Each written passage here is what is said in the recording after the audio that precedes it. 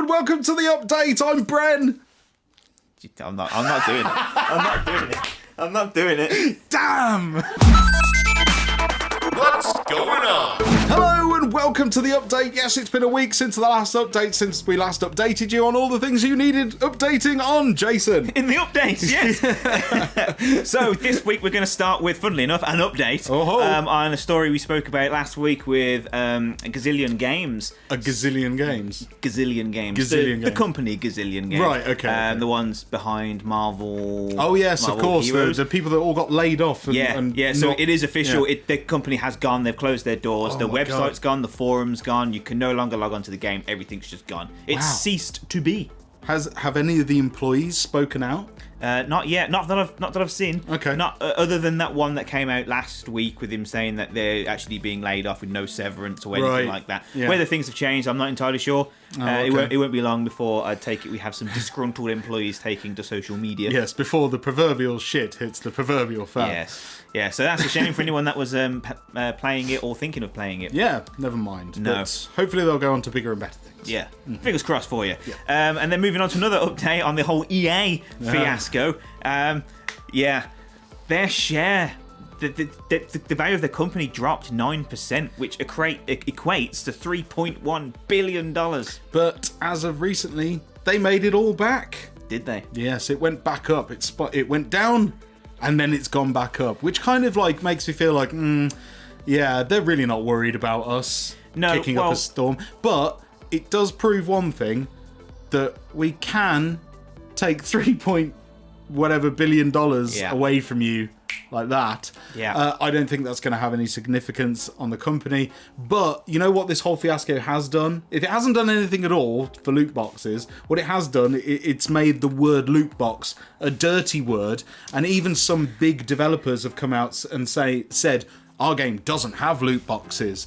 You should feel safe when you buy our game because there's no loot boxes. Yeah, it's become a real... I think CD Projekt Red said it best when they said that their games would never feature loot boxes because they leave all that to the greedy companies. Ooh. So if this big fuss has done anything, it's literally put EA and other publishers that were thinking of doing the same practices in a very awkward position where, well, let's face it, they're going to have to think twice. Yeah, definitely. Because, I mean, the people won't stand for it again. Can you really honestly tell me that EA would even think to try that with the next Battlefront game? Would Disney even allow them to try in the first place? I don't think so. No, big companies are definitely going to think twice about what they do now. And if they do make another Star Wars game, you can bet your bottom dollar that Disney's going to be in their infrastructure, watching over everyone's shoulder from now on. From the start. Which leads me on to the next story. The whole EA Visceral and Visceral Star Wars game that they were creating, but now it's back with EA. What they said is that the reason why they've pretty much canned it at the moment. It's on hiatus. Yeah, they're having a meeting just to figure out whether they're actually going to continue with the project. And the one reason why they pulled it was because, and this is what one of the execs said, people don't want linear single-player games anymore. Yeah, we don't want those.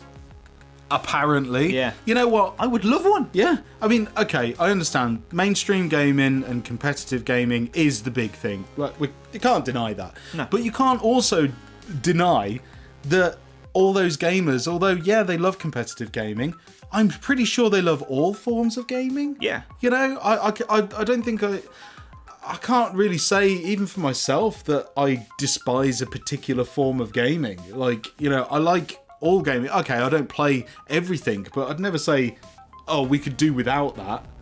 It just seems like you're cutting out a niche, right? Yeah, I could say we could do without another FIFA, but then again, I know there's a lot of people out there that like that sort of game, and that's fine. But just to say that people don't want linear experiences, when are they discounting the success of Uncharted 4? Are they discounting the fact that The Last of Us 2 is one of the most highly anticipated games that's in the pipeline at the moment? It's just further confirmation that EA haven't got a clue. They haven't got a clue what people want, and I mean, just briefly touching back on their defense of loot boxes. Yes. Basically, they came out and said that they wanted to stick to the Star Wars canon, which obviously means doing things like cosmetics, like, I mean, having a pink Darth Vader, as they said, or a white Darth Vader wouldn't look right, and it wouldn't be a part of the Star Wars canon.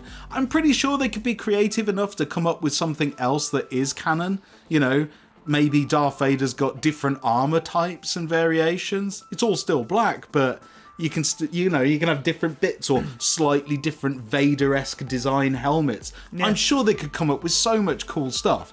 But then they said this whole canon thing, and then they've got like Jedis from various different timelines in the stories all fighting each other in locations where they've never even set foot on. Yeah. And they're worried about canon? Give me a fucking break. Yeah. And then let's not forget the whole Han Solo dancing it up in Star Wars Connect, because I remember that in the movie, right? Yeah, do you remember that really famous scene in Empire Strikes Back when Boba Fett and Han Solo dance in the cryo chamber? Yeah.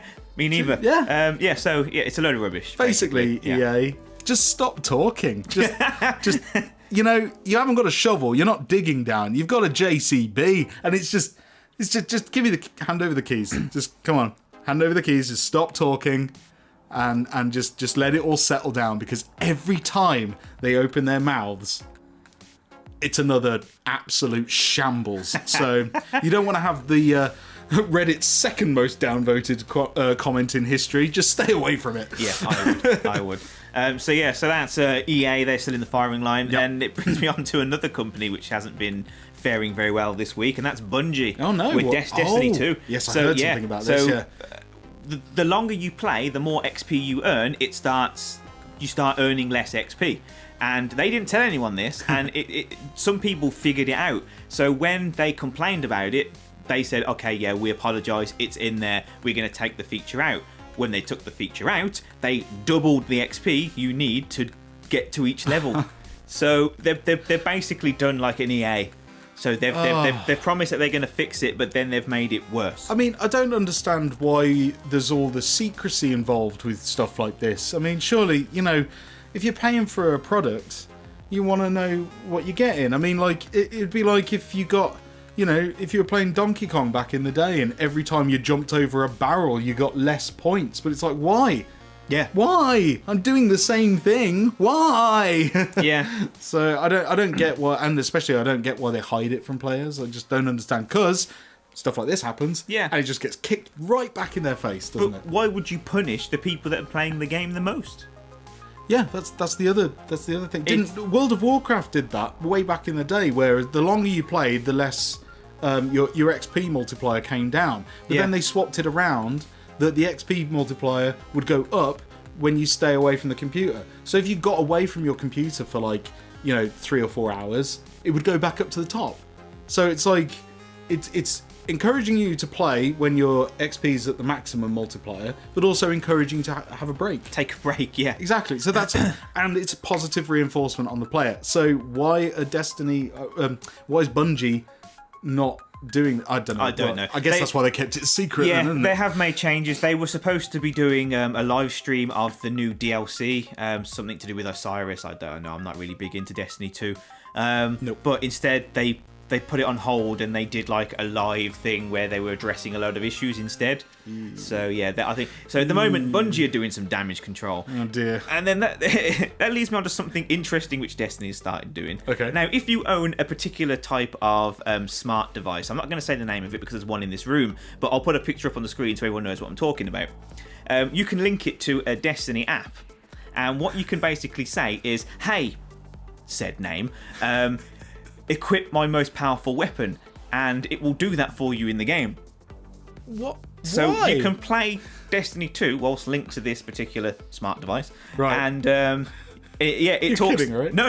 It's actually genuine. And what they've also done is they've brought out a ghost-shaped speaker.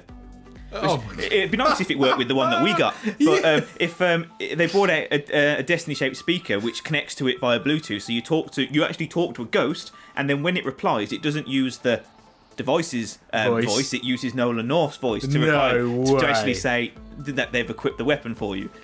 Okay, although that's kind of cool, it's also utterly pointless. Yeah, it's almost as bad as the Grimoire app on the phone for the first one. Oh, yeah. We'll put a story in the game. Yeah, we'll put it on an app, and you can read it on a website if you want. It's... Anyway, yeah, okay. That's pretty cool, but also very pointless. But also kind of cool, but still... Pointless. Very pointless. Yeah. And then lastly, there's a Super Mario cereal releasing in the US. Only in the US? Only in the US at the moment. It's like a limited edition cereal. It's coming out December 11th is when it's releasing. I bet it's loaded with sugar. Yeah. It's essentially what I'm going to describe as Lucky Charms. So it's your usual cereal with different coloured marshmallows, and they're the shapes of like Mario things, like mushrooms and stars and the yellow cube with the question mark. The question mark blocks. Yeah. The interesting thing about it is the box doubles as an amiibo.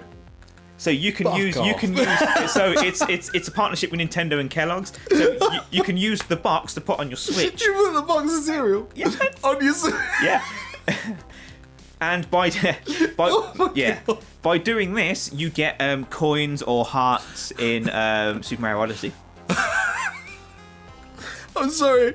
I just had a collective vision of all these kids in America just dumping cereal on their consoles. Yeah. Oh my god, that's hilarious. Yeah, that is hilarious. Yeah, so that's a thing, and that's coming December 11th. Cool. Well, if you're in America, look out for that cereal, and if you do get a box of that cereal, let us know what it tastes like. Send us a picture or something. Send us a picture of you putting it on your Switch. Yeah. Yeah, send us your Mario cereal Switch photos. Yeah, that'd be really cool. But yeah, that's it for the news. Excellent. All right. So yeah, quite an eventful week, really, isn't it? Mm-hmm. But now we've reached the part of the show where we read out your comments from last week's show and and answer all your questions. So Jay, who's our first commenter? Okay, so to get in there first was the Reactor. The Reactor. And he just says, "Hello, my dudes." Hey, how's it going? Hello. No, that was it. That was it? Yeah, oh, hey. So hey. Andy M next. Andy M. Hi, guys. And Nikita. I can see EA going bankrupt over loot boxes and ended up getting bought out by Disney or a different company. I'm not sure Disney would really buy them at this point. No. No, I don't think they'd go bankrupt. Yeah, and he also said that they could possibly lose the right to any more Star Wars games. I can see that one coming, if I'm being honest. It's shaky ground. Like, I mean, at the moment, Disney's definitely not pleased. No, definitely not. He finishes off by saying, good luck on the game, and if we need a beta tester, he's willing to, or a writer for the story, let him know. Nice. He'll help out there. And then lastly, he says, have we heard about this? And he sent us a link, and it's a video talking about the whole net neutrality thing, which has been going on in the media. Yeah, I've heard about it, and I'm not going to lie, I don't like it. No, sir. I don't think anyone really likes it at the moment. No, I think it's something that basically you've been giving someone, like, well, let's say, if I was giving you free candy every day for your entire life, that would be weird. And it would be weird, but just bear with me on this. Okay. If I was giving you free candy every day of your life, and then all of a sudden I said, well, now I'm going to take all the red candies, and you're going to have to pay me $4.95 for that. Mm-hmm. And now I'm going to take all the green candies, and you're going to pay me $3.95 for that. But if you want both of them, I can do you a bundled deal. Right? It's just messy. It's horrible. And they're trying to restrict something that's always been unrestricted. And you just can't do that. No, and if they try to do it, I mean, let's face it, they've been spending the best part of a decade trying to shut down one website, the Pirate Bay. Yeah, it's still and going. They can't do it. So net neutrality, jog on. Yeah, that's my comment. Yeah, but there's loads of other people on YouTube talking about it. So yeah, if you want to know more, go find their videos, and I think there are petitions you can sign and whatnot if you want to get behind it. So I would definitely suggest that. Make a stand. I've already signed something, one of those change.org. Yeah, things, I signed one of them as well. Yeah. Whether they do any good or not, we'll see. But at least my name's on it. Yeah. So thanks, Andy. Thanks for your comment. Thank you. Christian Denning next. What's up? Hi peeps. Hope you are well. Yes, we are. Yeah, I'm all good. Yeah, we're all good. Have you guys tried any of these PlayLink games on the PS4 yet? He had a go of that to you when he had his brother and partner over for dinner, and it was great fun. I heard about these. You play them on your phone. Play on your mobile phone. Yeah, it's like that. What was that thing called ages ago? Something box, Jack in the Box or something. Jack the Box. Yeah. Something like that, where you link your phone to a game on your browser on your TV, and yeah, I haven't tried them, to be honest. I don't know. I'm not the kind of I haven't. I don't like those kind of games. If I'm honest. To be fair, I'm fairly interested to give them. I haven't yet. But I am fairly interested to give them the go because they've released a few more as well, so other games you can play. I think that new Planet of the Apes one is part of that series that uses your phone. Streamlink or Playlink that uses your phone, and then there's other things they've done like murder mysteries where you get clues. And so that sounds pretty good. Yeah, actually. so there is quite a few games coming out for it. I like a good murder mystery. Yeah, so I haven't tried it yet, but I'm interested to at least give it a go. I think. Yeah, sounds good. Yeah, so we'll give it a go and we'll let you know. Yeah. So thanks, Christian. Thanks for your comment. Cheers. Oznock next. Oznock. Imagine the gaming industry was actually run by gamers and that no company like EA and Activision had a choice in the matter. You know what? It used to be. Yeah. It used to be. And, basically, back when gaming started, it was all people like us and you guys sat in your bedrooms coding and putting out codes in magazines and all that kind of stuff. It was a very community-driven hobby, wasn't it?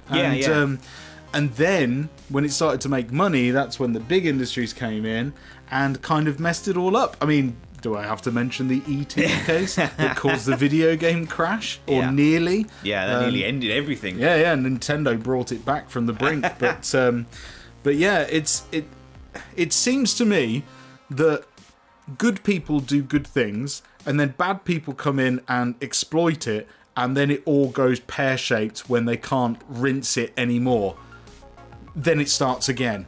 Yeah. And I think we're seeing like a kind of a cold end and start already, because retro is probably, it's coming back so majorly, it's so majorly popular that retro's coming back, and so many more people that I know are actually enjoying playing retro games, often more than like AAA titles. Yeah. So it's kind of like the industry's kind of ruining it for a lot of people that loved that era of gaming. So everyone's kind of going backwards, and then the indie developers are making a lot of games that are catering to everyone taking a step back.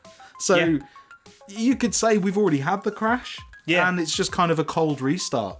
Yeah, and if Ninja Theory has showed us that a small, like, the indie AAA, they call it. But it's a small indie developer 20 making people a AAA game. It can be done. It can. So I mean, companies like EA and Activision at the moment, I think they're probably pretty scared. Yeah, they're treading on thin ice. I mean, they've got a lot of money, but that doesn't really mean much when you've got no integrity. No. So there you go. Watch this space, basically. But thanks, Oznock. Thanks for your comment. William C5233 next. Sup, Will? Over the loot boxes in Battlefront 2, he's completely boycotted EA, so he hopes they go bankrupt over it. Unfortunately, there's still a lot of people that are buying EA games. So, they're buying the games. Perhaps they're not. Well, they're obviously not buying any loot boxes from Battlefront 2 because they turned them all off. Well, yeah, but Battlefront 2 has attracted a lot of slack. Obviously, we know everything about that. Need for Speed Payback has had a lot of slack too. Yep. And a lot of people are starting to now boycott FIFA 18. Yeah, so it's had a knock-on effect. Yeah. Whereas people weren't overly concerned before. They've seen all this fuss kick up. They've obviously looked into it and thought, hang on a minute, they're doing that in my game as well. Yeah. Shit. Yeah. So now everyone's kind of like going, that is a bad thing. Yeah. You're bad. Yeah. So everyone's kind of has had a trickle down, which is cool. But I don't think they're going to lose too much sleep over their money. But unfortunately not. But it's definitely gonna give them a wake up call anyway. Yeah. Well, it's like I said, if it's done anything, it's damaged the loot box scenario in its entirety. So I don't think future games would feature them, or they'd think very hard on how they presented this model to the player again. Oh yes. You know? It's very careful ground. You know. So it'll be interesting to see what comes out of this. He finishes it by last week. He said that he likes to speedrun Soul Reaver. Oh, nice. So he asked his best time. Yeah. His best time is 39 minutes. Whoa. But that's using glitches. Without glitches, it's about an hour and a half, which is still pretty impressive. That's still very good. That's really cool. Like, if you ever consider streaming that or doing a recording of it, let us know. I'd love to watch it. Yeah, that'd be definitely cool. Yeah. So thanks, William. Thanks for your comment. Thank you. Eric Puma next. Eric Puma. The power of the Puma. He can't believe publishers cry poverty, and some, at least not everyone, believe them. So these people are telling me that over the last years of all these big companies, we're breaking even at best. And the investors, the freaking investors, the guys that only look at and care about numbers, keep pouring money on a non-profitable business for the sake of players. Yeah. No. Yeah. Mm-hmm. Yeah. No. This. I mean. Yeah, they've always cried wolf, haven't they? Like, like, oh, we don't make any money. We need you to give us more money. Yeah, however, because they don't do very well. EA did come out and say that the FIFA business on the extra packs and the DLC alone earns them about $800 million a year. Yeah, I know, it's sick. $800 million a year, just on people buying on the cards, the player packs, the player packs, whatever the loot box system is in FIFA 18. $800 million per year on that alone, and they have the audacity to say, "Please, sir, may we have some more?" Bastards. Yeah. No, basically. So but we do see your point. Yeah, totally. So thanks, Eric. Thanks for your comment. Thank you. Grace the next. Grace, how's it going? Don't you find it interesting that the word "steal" has the letters EA?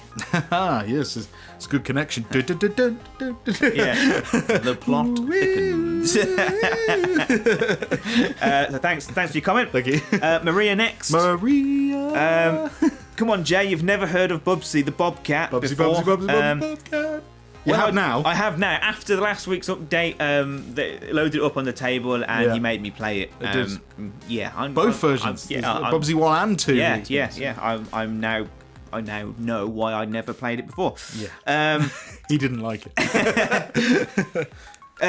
Which Maria goes on to say, all of his older games all suck donkey balls. Yep. A new game called Bubsy the Woolly Strike Back on the PS4 that came out a week before Super Mario Odyssey and Sonic Forces. Yeah, that's the one I was telling you about. But you know what? Since I knew it came out, I knew this new Bubsy game came out, but I've not even seen a screenshot for it. I didn't even know about it. So, I'll have to Google it. Yeah. I'll have to Google Great it. marketing there, guys. Well done. Lastly, you talked about wanting a console that plays old CD games, and they bring up the CD. Do you remember? Yeah, we covered that. We did cover this a few weeks ago. Yeah, that's an awesome little console. It's basically a disc drive that can play Sega Mega CD, Jaguar CD, PlayStation, MS-DOS. Yeah, a bunch of discs all on this little thing. Check it out. It's spelled SEED, isn't it? I. Yeah. Yeah. SEEDI. Yeah, it's on Kick. I think it was on Kickstarter. I think it smashed it. Yeah. So that is a great idea. It's great, but I wish they'd do that for later consoles as well. Give us an option. I mean, obviously they won't now because they want to sell all the consoles. Yeah. But later they'll group them all together. Yes. Yeah. So thanks for that one. Thank you. Nate next comes in. Nate. Lol at Nikita crawling out the reflection in the first shot. Oh yeah. In the last week's video, keen-eyed viewers will be able to spot Nikita shuffling around in a reflection in the window, which was quite amusing. Yeah. I didn't even notice it, and then Nate said that comment, and I watched it back and I was like, oh yeah, she is. There we go. Yeah, so nice work there. Good work. The jerk at work next. The jerk at work. I will pay full price for your game when it's out. Woo-hoo! Thanks. Hey, we got one sale. Make it £500. £500. Hey, big spender. Just kidding. Looking forward to hearing more about it. Yeah, well, tomorrow. Yeah, tomorrow. Stay tuned for tomorrow. Tomorrow is the first video, but more on that in a second. Yeah.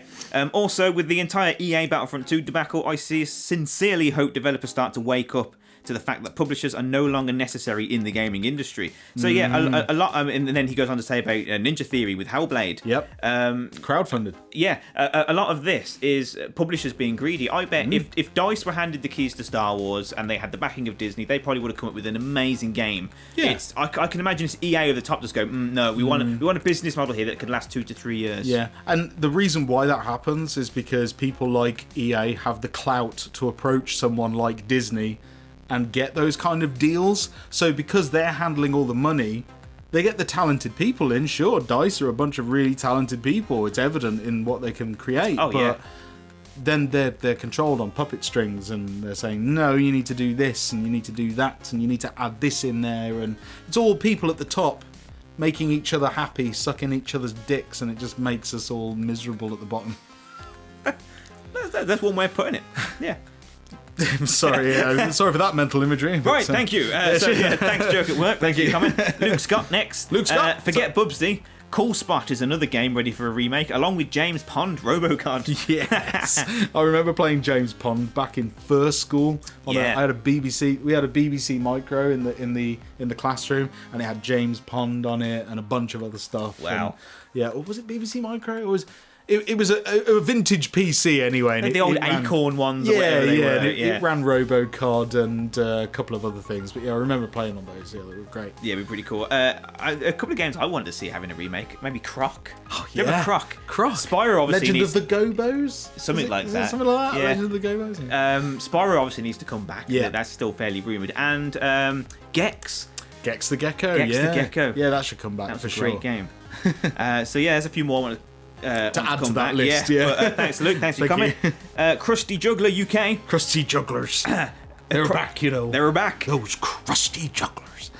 You probably answered this in another video, but where did you get your table from? Ah, right. Yes. Well, we got it from a company here in the UK, but they're called Modern Retro Games. But they've had a bit of a shift around at the moment, so they're kind of like all over the place and they're not taking any orders. But yeah, it was a place in the UK. There is a place in Yorkshire that does the same tables. This one's been upgraded slightly. It's got light up buttons and a glass top. The other ones come with Perspex tops. But if you like, I'll put a link to the Yorkshire one in the description below so you can check them out. They're £300 if you want the table, and they come with a bunch of stuff. It all runs on RetroPie. So yeah, I'll put a link down below and you can browse and have a look and see if you want one. Yep, so find that link in the description, and thanks for your comment. Cheers. Autistic Genius is in next. Woo! How's it going? He finds himself avoiding games that are so online focused and need constant microtransactions. He loves online gaming, but in the long run he'd favour a great story, which is why people like Naughty Dog, who made The Last of Us. Exactly, good point. The most important thing is great stories. EA, you don't need add-ons that cost. Create a masterpiece, that's what lives on. Yeah, no, he's right, totally right. I mean, it's like, if you create... games are a work of art. They're literally made out of art. And if you create a masterpiece, which has been done, I mean, we can all name a game that stood the test of time and is incredible in everyone's eyes.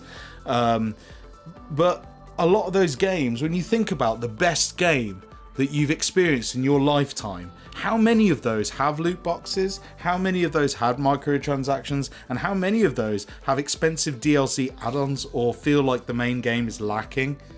Not many. None. I can't imagine you saying. I think you're kind of going. Oh no. So yeah, create a masterpiece. That's what lives on. It doesn't matter if it's got a long-term monetary goal. You just need to create a great experience. Yeah, that's what it needs to be. People will buy it because it's a great story and what people want. Exactly. Yeah. Exactly. You don't need to have gambling devices to make it a great game. No. Not at all. No. He finishes by saying, "Can you please live stream Crash Bandicoot?" Yeah, well, we could. I think you should play it. I've already platinumed most of them. Yeah, so it's no challenge for me, but I'd like to see you give it a go. I've got quite far in that. Honestly, I've never finished one. Honestly, I mean, I do love them. I've played a lot of them, mainly Crash Bandicoot 2. I've played that one quite a lot. Yeah. But yeah, I've never actually finished one. I'm kind of like, I don't know, I had kind of a very on-off relationship with Crash Bandicoot as you know. But I appreciate they're amazing games. It's just one of those that I just never quite got around to just sitting down and properly finishing. So maybe I'll have to do that. Yeah, maybe we can save it for our next long live stream with drinks. That could be amusing. Yes, yes. Like the Super Metroid one, if you guys were in on that. Nothing could go wrong there. Definitely not. But thanks, Autistic Genius. Thanks for your comment. Philip Carlson's in next. We're almost there, guys. We're almost there. Bear with us. This is in reference to the RPG Maker last week. He said, "Well, excuse me, if I actually like to play and work in RPG Maker." Is that a Zelda reference? Well, excuse me. So basically, he's just saying that it can be a really simplistic and limiting to work with, but working around said limitations can yield the best experiences. Oh yeah. No, I didn't mean to make out like the RPG Maker or any of those other engines are any are inferior. They offer great platforms. I read something interesting today in a book called Blood, Sweat and Pixels. It's a great book, by the way. You should check it out if you love reading about game development and stuff. But yeah, this basically, it was just saying how like limitations just can often shape like fantastic ideas and all that kind of stuff. And yeah, it's those engines. They also said that there's no actual straightforward way of making a game. And yes, some games are the same or similar, like first-person shooters and stuff like that, but each and every one of them has been made in a completely different way and has completely different stories of that development attached to it. So there's no straightforward way of making any kind of game. No. And something that was quite reassuring, because we're making our own game, reading in this book that yes, every big developer has had the panicky, what software do we use and how do we do this and all this kind of, they've all been through it, and they've all worked till 3 a.m, they've all slept in offices and all this kind of stuff, and we've got all of that to look forward to. So it's a great book, but read that, it's fantastic. But no, RPG Maker is a great bit of software, but yeah, we just wanted just unlimitless boundaries that we could literally just do whatever the hell we wanted. And apparently we've already surpassed what we could achieve in an engine like RPG Maker. We've done more than that would allow us. Yeah. So we've already kind of got that far. More on that in a bit. But yeah, no, it's a great, all the engines are great. We just needed something that couldn't stop us. And we settled on the Unreal Engine. Yeah. we're killing a bunny with a tank. Yeah. But thanks, Philip. Thanks for your comment. Michael S. Michael. With Thanksgiving being such a US-focused holiday, is there a British version where you guys just sit around and consume mass quantities of tea and biscuits? Yeah, we do it every Sunday. Yeah. It's called a Sunday roast. Sunday roast, yeah. Sunday lunch in England is basically, I'd consider it what you would have for your Thanksgiving dinner: turkey, stuffing, potatoes, vegetables, gravy, all that kind of stuff. Yeah, roasties, and like the whole family gets together and you have a Sunday roast. Yeah. We don't say thank you for anything, but we do. Well, I've thanked my mum sometimes for the roast potatoes. That's for sure. They're always fantastic. Yeah. So yeah, every Sunday. Yeah. Sunday roast. Yeah. Also, with Black Friday officially kicking off holiday shopping here, do you guys have a Friday that is black to some proportion? Yep. Yeah. We have the Black Friday. Black Friday has come across the pond now. It started off as like a very small thing over here. Yeah. But everyone's just taken it and ran with it now. It's same as Cyber Monday as well. Yeah. Shops open at midnight. Deals go on all week now because of the internet. Yeah. So we have that. It's global. Yeah. As far as I'm aware. But I didn't buy anything in it. Did you? Nope. There you go. There's nothing I need. Nope. But thanks, Michael. Thanks for your comment. Steve Lee. Steve. As you both have full-time jobs, how much time do you spend gaming per week? And what is the ratio of for pleasure / for the channel? I never play for pleasure anymore. No, I do. I game when I have time, and at the moment, wow, when you're making a game and running a YouTube channel, there's not a lot of time left. No. To do that. I mean, that's why we're not reviewing games at the moment, because literally I wouldn't have the time to dedicate to anything to form a solid opinion on anything coming out, really. So basically I game when I can. It's often late at night for an hour or two. And yeah, I would consider, my day job is my full-time job and YouTube, and I probably turn off most nights at about, I don't know, I stop working at around 11. And then I kind of sit down, and then I have my chill out time. So it's basically, I can't remember what the last game I played was. No, yes I do. It was Action Fighter on this very table when we had Nate over. And we were trying to get the high score. Yeah, so that was. But it's hard to fit in games at the moment just because we're working so hard behind the scenes, which you will see tomorrow. Yes. Yes. Yeah, same for me. I probably get 1-2 hours in. I mean, a lot of my gaming the past few weeks has been just playing 2D side-scrolling, like retro games to try and get an idea, but I've been trying to play Evil Within 2. I'd probably do an hour of that here and there. But basically you fit in a quick blast when you can. Yeah, pretty much. That's it. I mean, I got 7 hours into Final Fantasy 3 on the SNES when I got that, and I haven't been back to it since, so I've been trying to find excuses to just go back to it for an hour or something like that. But it's Final Fantasy, you can never just go to Final Fantasy for an hour. No. Ugh. Anyway, that's it's limited. That's what I would say. Yeah, very limited. But with the holidays coming up, you never know, might be able to get a bit more time in there. But thanks, Steve. Thanks for your comment. Thank you. Cook Us Nerdy Corner. Hey, so in the last couple of comments now, is Overwatch any good? And does it have offline content? My cousin keeps telling me to get it, but I don't have PS Plus, and I'm more of a single-player story mode kind of gamer. Well, I would say, yes, it is a fantastic game, but no, there isn't really any offline content. You have to be logged in to play it. So, yes, you would need a PS Plus account to enjoy that. It's fun with friends, not so much on your own, but also it's one of those... Yeah, if you value single-player stories over anything else... then yeah, I would recommend against buying it. You could do without it. Unless you've got a lot of time to dedicate to this game, it's going to frustrate you because there's a lot of good players on there, and to be honest, if your friend's got it and just pop round to his or hers and play it. Yeah, to have a few games have a few bashes there and see what you think, because who knows, you might fall in love with it and decide to get a PS Plus account and all that kind of stuff and play that. Overwatch will be the only thing you'll play then. It is very good. It is very good if you like team-based multiplayer shooting and stuff like that. It's very cool because you all have to work together, and it's one of the few multiplayer games I'd say that you genuinely feel like you're working together as a team. Yeah. So yeah, it's good for that. But yeah, go around to your friend's house and play it there. Try it out. Yeah. But yeah, thanks for that. Yeah, thanks for your comment. David McIntosh. David McIntosh. That's a good name, that is, isn't it? Yeah, it is. McIntosh. Hello there, lads. Just out of curiosity, what is your full-time jobs? Well, I'm a video editor for a television company. And I'm a QA test analyst for a third-party logistics carrier company.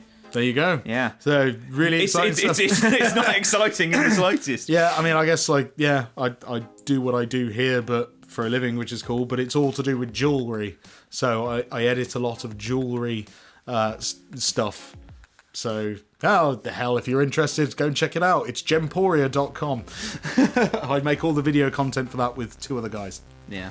And I break carrier routing systems. Carrier routing systems. Oh yeah, you carrier management. Yeah. So the developers do their best job of developing something, and I just go, nah, you broke it. Yeah. So nothing really exciting until it breaks. Pretty much. And will your game have trophy or achievement system in place? Well, if we release it on Steam, I think that's a standard thing for Steam anyway, isn't it? And we can just we can turn it on. Yeah, we can give the player milestones or whatever. If we put it onto console, then it would be good to have trophy and achievement support. Yeah, it's definitely been discussed. Yes. So yeah, but at the moment we're in the early stages, and that to me is kind of a finish off polishing kind of thing. So yeah, we'll work that out in subsequent videos. But yeah, more on that in a moment. I'm getting to that. Yeah. We're on the penultimate comment now. Well, hey. The Retro Shed. Hey, Retro Shed. This has been a long time coming, lads. The demise of EA. Now that is something we would pay to watch. Yes, it is. Yeah. Alas, that's not going to happen quickly as they are so cash rich. But the tide is turning for them, and about time. We will no longer buy anything that EA has anything to do with. No, and I'm the same. I was quite looking forward to Need for Speed. No, not anymore. I was looking forward to playing Battlefront. Yeah. Then when all this stuff kicked off, I was like, you know what? I can do without that. Yeah, I'm happy to boycott it. Yeah. Completely. And we're not alone, are we? A lot of people. A lot of other people are doing that as well. And I think everyone needs to continue doing that to really drive this point home. Totally agree. Yeah, but thanks for Retro Shed. Thanks for your comment. And lastly, David Reynolds, as per usual, you get in there just He's right in there. You know when we record these, don't you? He's like, I'm going to sink my comment in right now. Okay, he's got a pretty interesting question this week. Okay. So I just wanted to ask, if you didn't have the option of playing games, how would you deal with stressful or depressing situations? Oh, we're going deep, are we? Yeah. Do you have any hobbies or interests that you like and can take to when real life just gets too much sometimes? His is photography, so he's wondering what ours is. Well, I would say, right off the bat, I'd say artwork. I do a lot of drawing, and being the lead artist on the video game, I'm enjoying that. I mean, I'm sat there, I'm just doing artwork, it's great, it's I put my music on, and I'm just chilling out. So, but yeah, in normal situations, I would go and do that. But it's kind of good to have two hobbies like gaming and something else, isn't it? Because then when you get pissed off because you can't draw anything, you go, sod it, I'll go and play a game for a bit. Or when you get pissed off because you can't play anything, or you keep dying on the same bit over and over, it's like, I'll go and draw for a bit. So yeah, I guess when the going gets tough, it's either drawing or drinking heavily. No, I'm just kidding. Damn, I was going to say that. Yeah, what about you, Jay? So I also enjoy photography. So I do you've got some good gear, haven't you? Do that in my spare time. And I also enjoy music, so I play guitar and piano, and I've been trying to get into that a lot more recently. So yeah, It's pretty good. I do have something else to turn to when I'm not gaming. Good music, good music. Good music, yeah. We'll have to have a jamming session one time. Yeah. Get the guitars out, have a good old jam. Yeah. Be interesting. Absolutely. Thanks for that. So yeah, he said he finished his comment with, "Cannot wait till the 1st of December for the update vid. He knows for a fact that it's going to be awesome." Oh, it is awesome. So I swear to God, I was putting the finishing touches on the edit, and I think Netflix would pick it up. I honestly feel it's that good. It's all right. You'll see it tomorrow. But yeah, just lastly on that, our first video goes live tomorrow on the development of the video game that we're making. We're really excited to tell you all about it and show you how far we've got in a month. It's been 4 weeks since we began it, and we've got very far within this short 4-week period. So we're really excited to show you and get you all involved, and on the back of that, we do have a Patreon page now. It's fully live now. You can go to it and have a look at it, but at the moment there isn't anything on it content wise, because we're waiting until tomorrow to launch the video so you can all watch it and understand where we're going and what's happening with it. But yeah, we've got the Patreon page there. If you want to become a Patreon, you can support us for as little as $1 a month if you want to do that. Or there's more tiers with more options and stuff like that, where you can get a bit more deeper in. And there's one where you can chat to us on Discord, like when we have meetings and stuff like that. So definitely check those options out if you are interested in that at all. But yeah, so that goes live. Well, that's live now. You can go and have a look at it now. I'll put the web thing in the description. But yeah, the first video goes live tomorrow at 6 o'clock. GMT. Yeah. But yeah, so hopefully if you're interested in watching us lot make a video game, I know a few of you are eagerly awaiting this, and I can't wait to show you. It's great. It's exciting times. It's exciting times. Exciting times. I'm super excited and super proud of everything that we've accomplished so far. But so keep your eyes peeled for that. But I think this video's gone on for long enough. Oh yes, definitely. But thank you so much for being patient with us and joining us for this update. Always a pleasure to hang out with you guys and chat to you. If you enjoyed the video, don't forget to hit the like button and subscribe if you haven't already. As always, I've been Bren. I've been Jay. And we'll see you in the next video. Bye-bye.